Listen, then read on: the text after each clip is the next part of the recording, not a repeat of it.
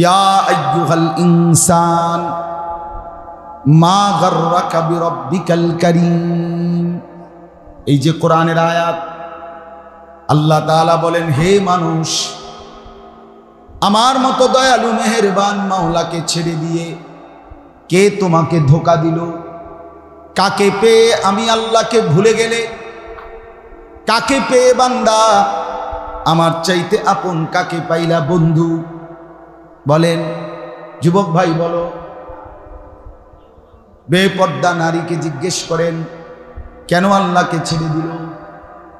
আপনার মেয়েটা যে পর্দা করে না চাচা, এই যুবক তোমরা নামাজ পড়ো না কেন? মুসলমানের বাচ্চা পড়ো না কেন নামাজ? বলো, তুমি পবিত্র মুসলমানের ঘরে জন্ম নাও নাই? তোমার বাপ মুসলমান না? তোমার মা মুসলমান না? তুমি এক মুসলমান মায়ের পবিত্র দুধ খাও নাই 2 বছর?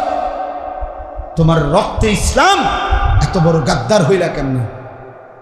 বেনামাজি ছেলেরা বলো, বলো বেহায়া সন্তান বলো, কেন নামাজ পড়ো?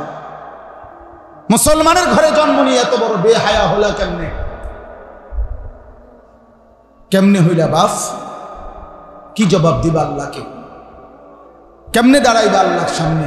তাহলে আপনার ছেলেটা আপনার ঘরে নামাজ পড়ে না, আপনার মহিলাটা, আপনার স্ত্রী, আপনার মেয়ে আপনার ঘরে পর্দা করে না। আপনি মনে করছেন এই চা খাইতে খাইতে, বন খাইতে খাইতে, বিড়ি খাইতে খাইতে এই রঙে আপনি বেহেশতে যাবেন? গপ মার রং। বেহেশত কি এই সাদওয়ানের গপ? কথা বলেন না কেন? হাসরের মাঠ কি এই সাদওয়ানের গপ মারো না? তাইলে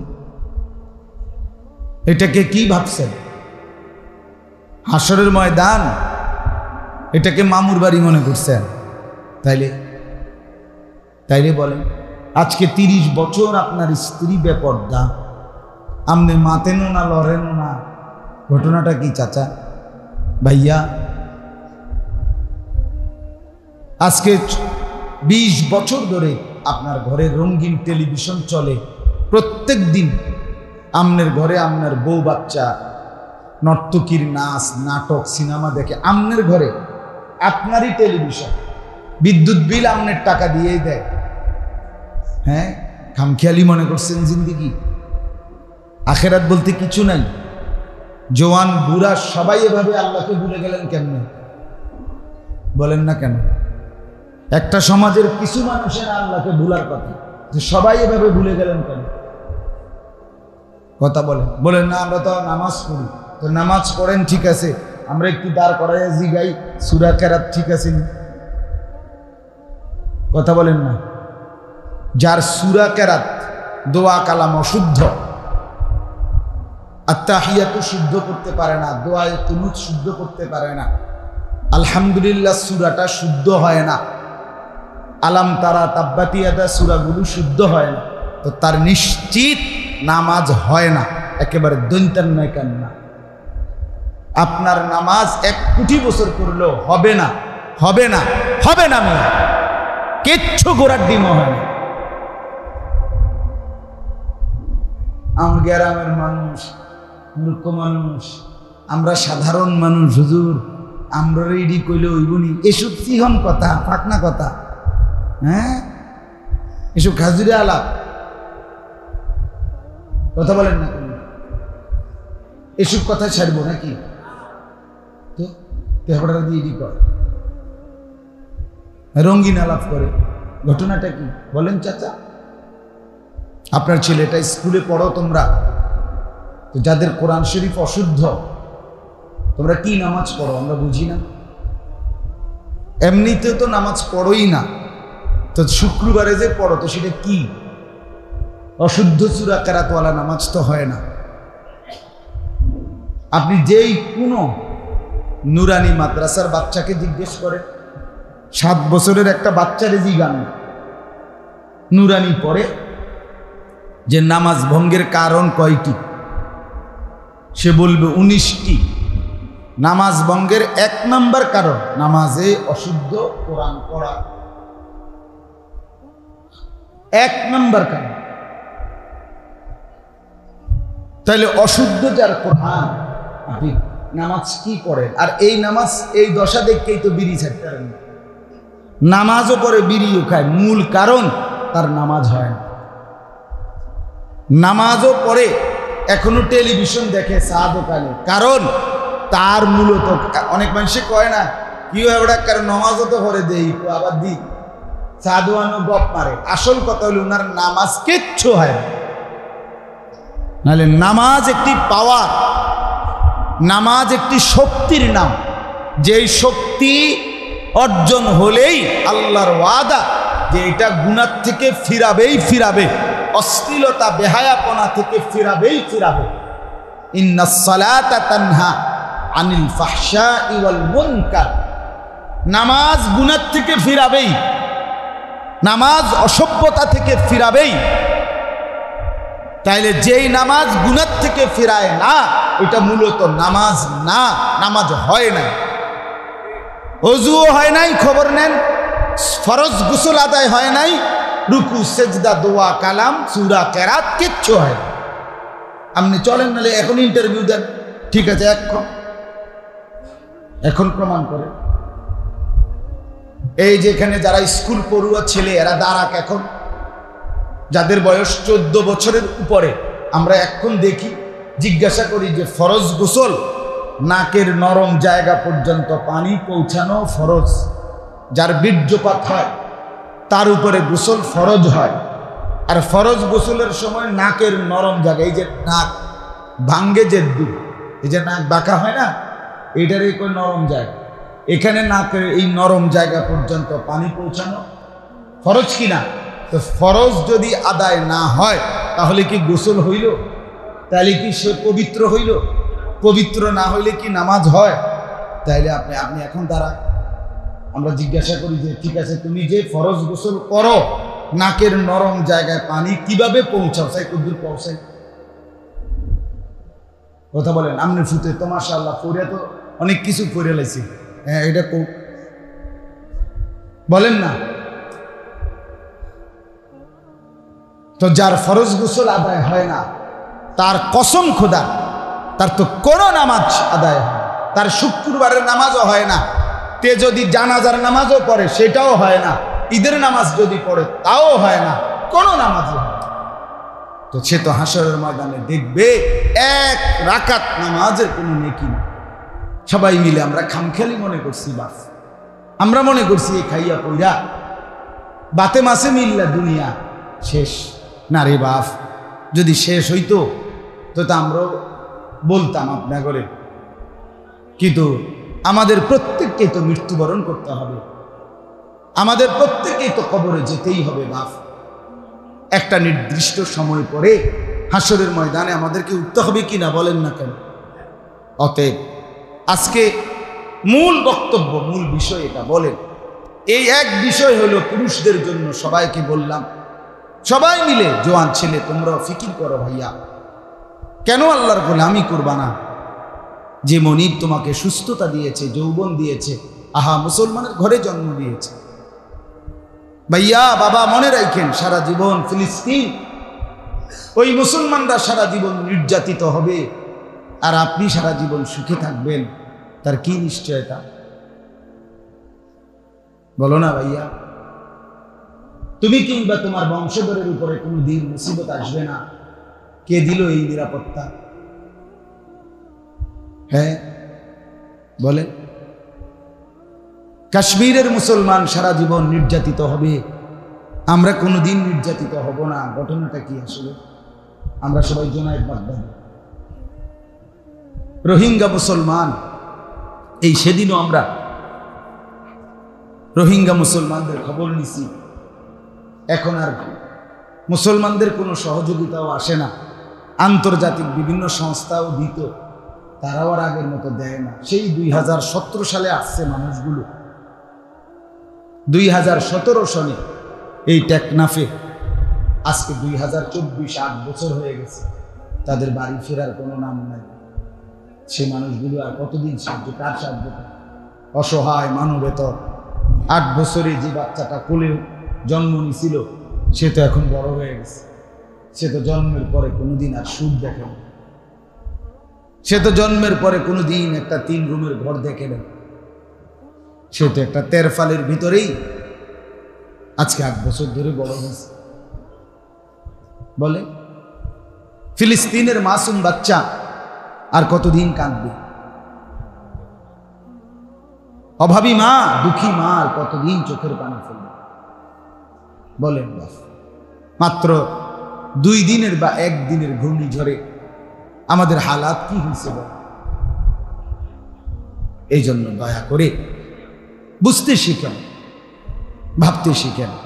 ছেলেরা ভাইয়া তোমাদেরকে বলি বাস, কমপক্ষে নিজের হায়াতের কদর করো। দোস্ত আমার, বন্ধু আমার, জিন্দেগি এভাবে নষ্ট করে না ফেলা, এটা কেমন কথা? একদিনও 1 ওয়াক্ত নামাজ, 5 ওয়াক্ত নামাজ পড়তে মন চায় না। কি ভুলাটা আল্লাহকে ভুলে গেল। ওফ, ওয়ালা তাকুনু কাল্লাযীনা নাসুল্লাহ ফাআনসাহুম আনফুসাহুম। আল্লাহ কিন্তু একটা বড় শক্ত কথা বলছে বান্দা। আল্লাহ বলে, ইমানদার মুমিন, আমি আল্লাহকে এই পরিমাণ ভুলে যেও না। লম্বা সময় যদি ভুলে যাও, একদিন আমি তোমার পরিচয় তোমার থেকে ভুলিয়ে দেব। তখন আর মনে পড়বে না তুমি মুসলমান, আর কোনোদিন মনে পড়বে না তোমাকে কবরে যেতে হবে। রং তামাশার ফুর্তির এই দুনিয়ায় তুমি তো নাচতেছো, কিন্তু সত্যি সত্যি কবর একদিন লাথি মেরে তোমারে ফেলে দিবে। আজরাইল ধাক্কা মেরে তোমারে লাথি দিবে, কবরে ফেলে দিবে, বলবে যা, বের হয়ে যা। দুনিয়া কাউরে থাকতে দেয় না, দিয়েছি কি? আমার দাদা তো নাই, দা বাপও নাই। আমি তো দাদাকেও জীবিত দেখছি, এখন আবার দাদার কবরও দেখছি। আমি তো বাপকে জীবিত দেখেছি, আবার আমার বাবার কবরও তো দেখেছি। এই কয়দিন আগে আমার জ্যাঠা মারা গেছে, জ্যাঠাকেও দেখছি আমি জীবিত।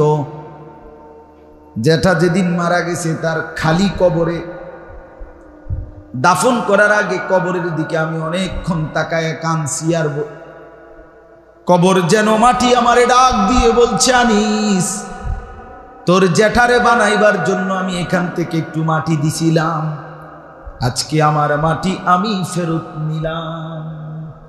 ওয়াফিহা নুঈদুকুম,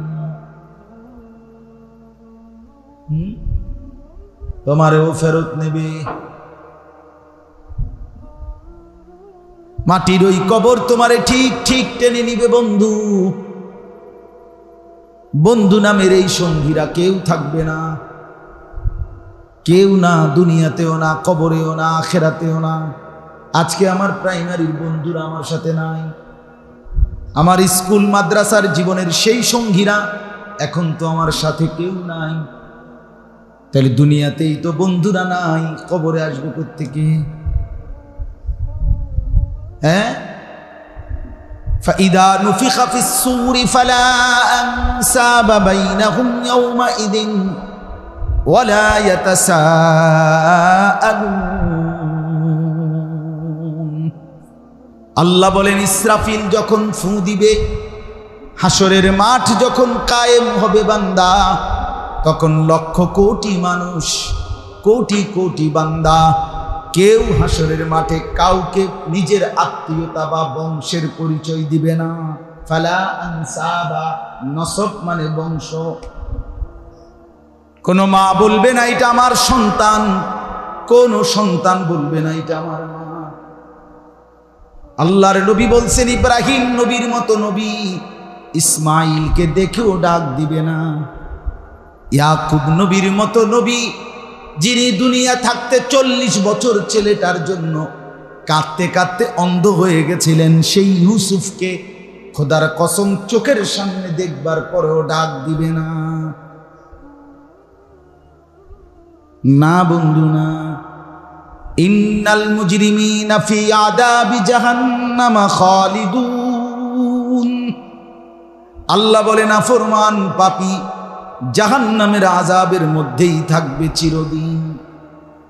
লা ইউফাত্তারু আনহুম, আল্লাহ বলেন কোটি বার চিৎকার করলেও 1 সেকেন্ডের জন্য জাহান্নামের বিরতি মিলবে না। লা ইউফাত্তারু মানে হলো ফাতরাত মানে বিরতি।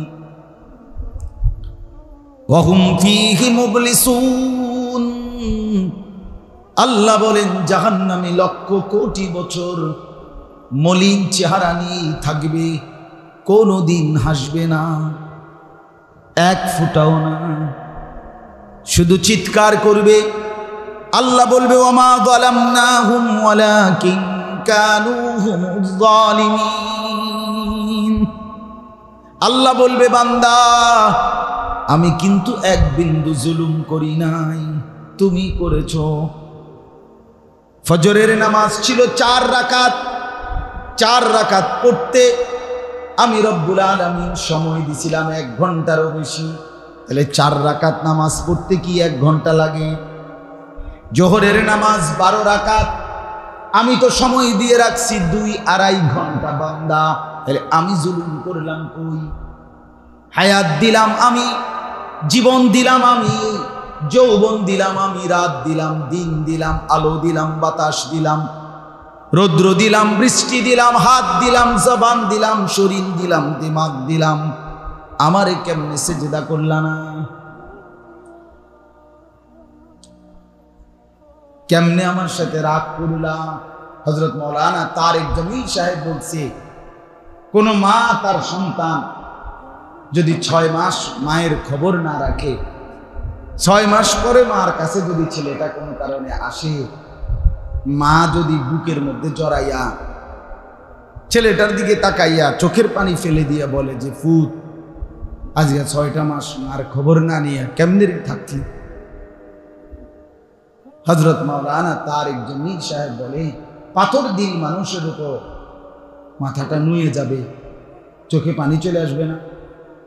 তো রব্বুল আলামিন যেন বলে বান্দা আজকে 1 বছর যাবত কোনদিন 5 ওয়াক্ত নামাজ পড়লা না, আমারে ছাইরা কেমনে থাকলা বান্দা? এটা যখন আল্লাহ জিজ্ঞেস করবে কি জবাব দিবেন? যুবক ছেলে বলো, কত নারী দেখলে শখ মিটবে? কত বেডি দরকার, কত উলঙ্গ ছবি দরকার? এই পৃথিবীর কত নর্তকী তোমার দরকার? কত নারী হলে তোমার শখ মিটবে বলো যুবক? আর কত লম্বা সময় আড্ডা দিলে, আর কত সময় মেয়ের পিছনে ঘুরলে তোমার তৃপ্তি হবে বলো? লোনা পানি তৃপ্তি করে না, পবিত্র পানি তৃপ্তি এনে দেয়। এজন্য সমুদ্রের লোনা পানি তৃপ্ত হয় না, এজন্য হারাম নারী তৃপ্তি দেয় না, হালাল স্ত্রী তৃপ্তি এনে দেয়। বুঝেন নাই? জন্য সিনেমার নর্তকী যতই দেখো, রাস্তার বেপর্দা নারী, মোবাইলের অস্থির ছবি যতই দেখো, খোদার কসম বন্ধু তুমি তৃপ্তি হবা না।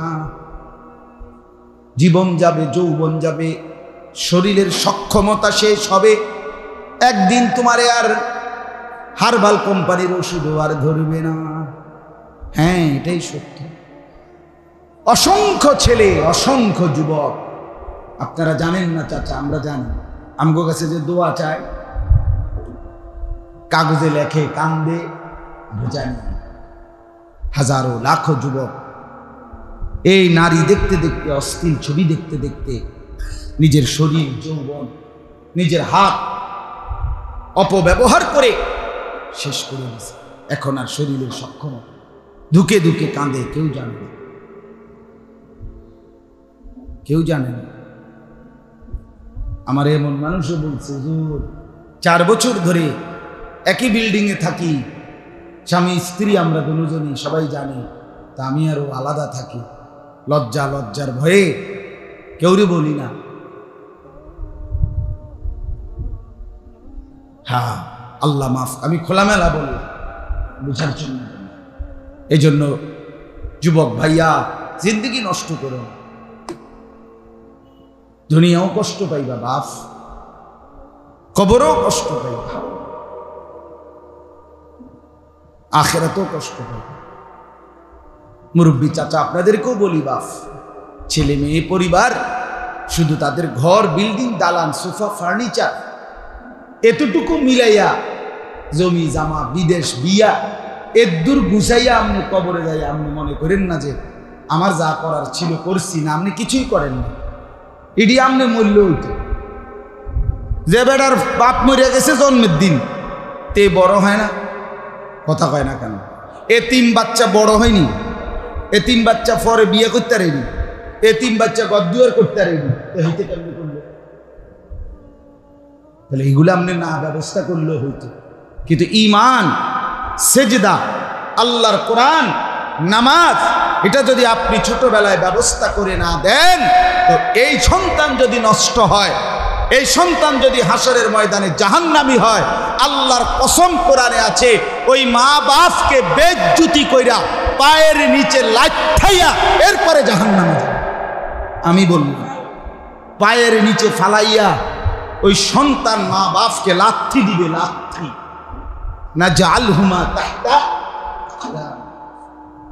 পায়ের নিচে ফালাইয়া মুরাইয়া তারপরে বলবে আল্লাহ জাহান্নামে আমি যাব, ঠিক আছে, বাপ মারে কতক্ষণ উস্কাইয়া খামখেয়ালি মনে করে। জিন্দিগি মানে বন আর চা, শেষ বয়স, চা দিয়ে আর বন দিয়া বিজাইয়া খাওন আর বিড়ি খাওন, হ্যাঁ? আর এই চা দোয়ানে বইয়া গপ মারণ আর মানুষের বদনাম, গিবত, 14 গোষ্ঠীর সমালোচনা করণ বইয়া বইয়া, এডি কাম? হ্যাঁ, আল্লাহ তাআলা শেষ বয়স এজন্য দিছিলেন আপনার এই খামখেয়ালি করার জন্য। আল্লাহ হায়াত দিছিলেন এই জন্য আপনি বইয়া বইয়া বিড়ি খাইতেন, পান খাইতেন বইয়া বইয়া। আপনি শেষ বয়সের কোনো কদর নাই, হায়াতের কোনো কদর নাই, আখিরাতের পুঁজি হয়ে গেছে, আপনার পরকালের ব্যবস্থা হয়ে গেছে। একদিন 50,000 বছর শুধু হাসরের মাঠে। নবী সাল্লাল্লাহু আলাইহি সাল্লাম বলেন, সর্বশেষ যেই লোকটা কবরে যাবে, হতে পারে তাকেও কবরে থাকতে হবে 40,000 বছর।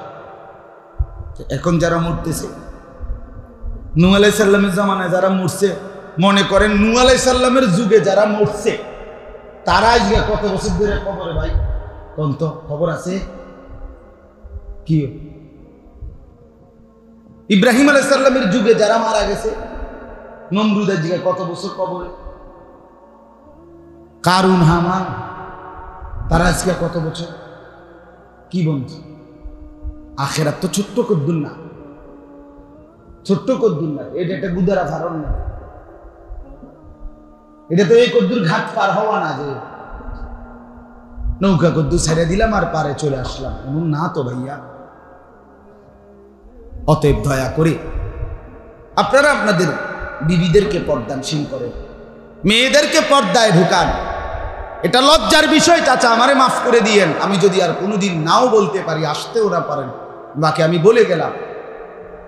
যেই মহিলা, যেই ঘরের স্বামী আছে, পুরুষ আছে, অথচ তার স্ত্রী মেয়ে রাস্তার পাশে মানুষের চোখের সামনে খোলামেলা নদীর পারে, খালের পারে, পুকুরের পারে খোলামেলা গোসল করে, ওই ঘরের পুরুষ বেহায়া, বেহায়া, বেহায়া পুরুষ।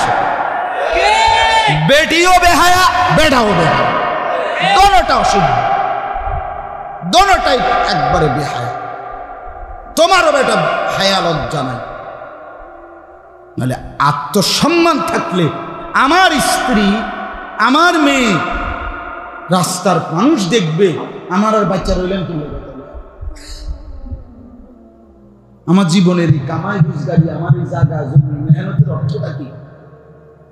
আমি যদি আমার বউ বাচ্চার পর্দার ব্যবস্থাই করতে পারলাম না, তো বেগায়রত, আত্মসম্মানহীন, তো বেহায়া পুরুষ, বেহায়া স্বামী, বেহায়া স্ত্রী, নারী পুরুষ দুজনেই শরম নাই। আল্লাহ আমাদেরকে মাফ করে দেন। আমি শক্ত বললাম, পরিষ্কার বললাম, বাপ, যে নারীর পর্দা নাই, মনে রাখবেন, যে মহিলার পর্দা নাই, যে মেয়ের পর্দা নাই, যে স্ত্রীর পর্দা নাই, যে মহিলার পর্দা নাই, এটা বেটিও না, বেটি জাতও না, এটা মহিলা না, এটা প্লাস্টিক। হ্যাঁ হ্যাঁ, নবী সাল্লাল্লাহু আলাইহি ওয়াসাল্লাম বলছেন হাদিসে, আল মারআতু আওরাতুন, নারী বলে কাকে? আড়ালে থাকে যে, আওরাত। আওরাত আওরাত কয় না নারী রে, আওরাত মানে ঢেকে রাখে, পর্দায় থাকে। তাহলে নারী মানেই পর্দায় আবৃত, নারী মানেই আড়ালে, নারী মানেই গোপনে, নারী মানেই লুকিয়ে, নারী মানেই আড়ালে, নারী বলে তাকে। আল্লাহ আমাদেরকে বুঝ দান করুন। এই জন্য 5 ওয়াক্ত নামাজ পড়বেন, বলেন ইনশাআল্লাহ। স্ত্রী সন্তানকে দ্বীনের উপরে, পর্দার উপরে রাখে। খামখেয়ালি করেন না চাচারা, গ্রামের কইয়া নিজেরে আমরা রে কইয়া লাভ নাই। হুজুর কম তো বালা কথা, বুঝি তো পারি না, এই সমস্ত সিহন কথাই দিয়ে আমার আমি কি আপনার হিসাব নিমুনি? হুদা আমারে কইয়া কি লাভ? বলেন চাচা, আমারে কইলেই কি, আমনে রে আমি কইলেই কি? হিসাব তো নেবে আল্লাহ। তো উনার সামনে যদি এ কথা বললা আপনি মুক্তি পান, আমার কোনো আপত্তি নেই। ঠিক আছে, ঠিক আছে, আপনি ঠিকই না বলেন না? আল্লাহর সামনে, ফেরেশতার সামনে আপনি যদি বুঝ দিতেন পারেন, আমার কোনো অসুবিধা আছে না, ঠিক আছে। কিন্তু আশা করি পারবেন না, পারবেন না, না না। এই জন্য যুবক ভাই, বাবা, সবাই মিলে ইনশাআল্লাহ 5 ওয়াক্ত নামাজ পড়বো ইনশাআল্লাহ। রাসূলুল্লাহ সাল্লাল্লাহু আলাইহি ওয়াসাল্লাম আখিরি নসিহত ছিল উম্মতের নামাজ। নামাজ দয়া করে আমরা প্রত্যেকে ইনশাআল্লাহ আল্লাহর মেহেরবানিতে দয়া করে নামাজ পড়ি। হাল নুনাব্বিউকুম বিল আখসারিনা আ'মালা আল্লাযীনা যাল্লা সা'য়ুহুম ফিল হায়াতিদ দুনিয়া ওয়া হুম ইয়াহসাবুনা আন্নাহুম ইউহসিনুনা সুনআ। এই যে কোরআনের আয়াত, সূরা কাহফের আয়াত না? আল্লাহ তাআলা বলেন, হে নবী, আপনি বলে দেন, ও জগৎবাসী, আমার উম্মত, তোমাদের কার কার আমল খাসারা, নষ্ট, আমি কি সেটা শোনাবো? তো নবীকে দিয়ে আল্লাহ বলাইছেন, যারা দুনিয়ার জীবনে আমলের নামে অনেক কষ্ট করছে এবং মনে মনে ভাবছে বড় ভালো কাজ করেছে, কিন্তু আল্লাহ বলে দাল্লা, মূলত তারা পথভ্রষ্ট হয়েছে। কারণ সহি তরিকা, কোরআন সুন্নাহর নমুনা, দিন মোতাবেক করে না। ছেলে বিয়ে করাইছে, কিন্তু রাসূলুল্লাহর তরিকা কি জিজ্ঞাসাও করে। মাইয়া বিয়ে দিছে, কিন্তু রাসূলুল্লাহ সাল্লাল্লাহু আলাইহি সাল্লামের তরিকা কি জিজ্ঞাসাও করে নাই। গোসল করছে, ডুব দিয়া, হাল দিয়া, লাভ দিয়া, সাবান ডল্লা গা মুখ চালাইছে, কিন্তু রাসূলুল্লাহ সাল্লাল্লাহু আলাইহি সাল্লামের তরিকা কি সেটা শেখারও বোধ করে নাই। 12 রাকাত নামাজ, জোহরের আগে 4 রাকাত, জোহরের পরে 2 রাকাত সুন্নত নামাজ উড়াইয়া লাইছে। আরে আমি সেদিন দেখছি আপনার এই 3 দিন মাগরিবের পরে উনি আওয়াবিন 6 রাকাত আর 2 রাকাত সুন্নত। কত হইল? আমি শুধু 2 রাকাত সুন্নত করছি, এবার আর 8-10 রাকাত শেষ। আরে সুবহানাল্লাহ, মানে জাফানি মেশিন না, সায়না না, সায়না হইলো এত তাড়াতাড়ি হইলো না, এটা ডাইরেক্ট জাফানি। কি মেশিন লাগাইলো যেটা 8 রাকাত নামাজ 2-4 মিনিট উড়ে এলাইল, কিতে নামাজ একেবারে। যদি কেউ মেশিন দিয়েও পড়ে তো এত তাড়াতাড়ি আত্তাহিয়াতু, দুরূদ শরীফ, দোয়া মাসুরা বলেন কেমনি পড়ে লাইল?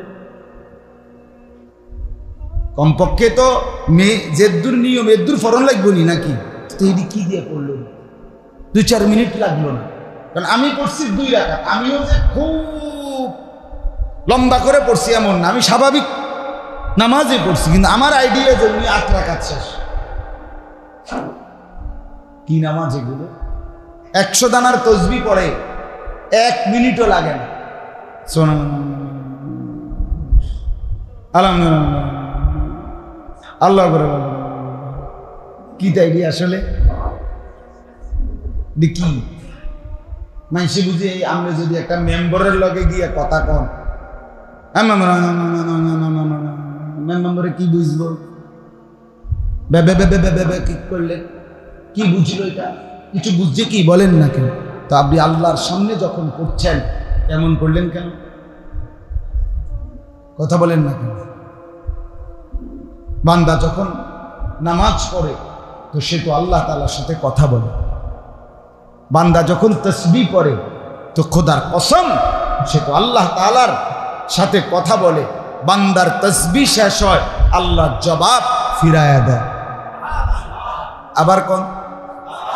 আবার বলেন, এই প্রত্যেকবার সুবহানাল্লাহ বান্দা যখন বলে আল্লাহ আমি আপনার পবিত্রতা বর্ণনা করছি, এই যে সুবহানাল্লাহর অর্থ, রব্বুল আলামিন বলে বান্দা তুমি বলার আগ থেকেই আমি তো আগ থেকেই পবিত্র, চলো তুমি আমার পবিত্রতা বর্ণনা করেছো, সাব্বাহতানি উসাব্বিহুকা, ফলে আমি তোমাকে পবিত্র বানিয়ে দিলাম। সাব্বাহতানি উসাব্বিহুকা, তুমি আমার প্রশংসা করেছো বান্দা, আমি তো এমনিতেই প্রশংসিত, চলো তোমাকেও আমি মানুষের কাছে প্রিয় বানিয়ে দেব। তাইলে কথা তো ছিল এই, তাসবিহ পড়বেন ধীরে ধীরে, কোরআন পড়বেন ধীরে ধীরে, আল্লাহকে ডাকবেন ধীরে ধীরে। আল্লাহর নবী সাল্লাল্লাহু আলাইহি ওয়াসাল্লাম বলেন, ওয়ারাজুলুন যাকারাল্লাহ খালিয়ান ফাফাদাত আইনাহু, আল্লাহর নবী বলেন যে আল্লাহর জিকির শুরু করে, জিকির করতে করতে চোখ দিয়ে অঝরে পানি ঝরতে থাকে, খোদার কসম আল্লাহ বলে এমন বান্দাকে আল্লাহ হাসরের ময়দানে আল্লাহর আরশের নিচে ছায়া দান করবে। যেই 7 ব্যক্তিকে ছায়া দিবে এর মধ্যে এটা একটা, যে চোখ দিয়ে আল্লাহকে ডাকতে ডাকতে পানি আসবে, অঝরে কাঁদবে নিজে নিজে, এটা বুঝি এই মেশিন মার্কাই তসবিহ। হ্যাঁ, কি বিবেকে কি বলে এই ডকের আমারে বলছে যে 4 রাকাত এশার নামাজ, 2 রাকাত সুন্নত, 20 রাকাত তারাবি, 3 রাকাত বিতির, কয় হুজুর এই যে ফোর্সি 1 ঘন্টাও লাগছে না, 13 পাইছেন। বাহ, 13 পাইছেন, 13 পাইছেন, এটা সৌভাগ্য। আপনি 4, 2, 6 এরপরে 20, 26 আর 3 29 রাকাত নামাজ পড়েও আপনি 13 পাইলেন না, এটা কি নামাজ পড়লেন? কেমন উডানামাটা করলেন? ঘটনাটা কি? আসসালামু আলাইকুম ভিউয়ার্স, কেমন আছেন সকলে? আশা করি আল্লাহ পাকের অশেষ রহমতে সকলে ভালো আছেন। আলহামদুলিল্লাহ আমিও ভালো আছি। আনিসুর রহমান আশরাফি হুজুরের ভিডিওটি আপনাদের কাছে কেমন লেগেছে অবশ্যই কমেন্ট বক্সে জানাতে ভুলবেন না। আর এই ধরনের নতুন নতুন ভিডিও পেতে আমাদের চ্যানেলটিকে সাবস্ক্রাইব করে পাশে থাকবেন। ভিডিওটি একটি লাইক করে দেবেন এবং বন্ধুদের মাঝে শেয়ার করে দেবেন। দেখা হচ্ছে পরবর্তী ভিডিওতে ইনশাআল্লাহ। আল্লাহ হাফেজ।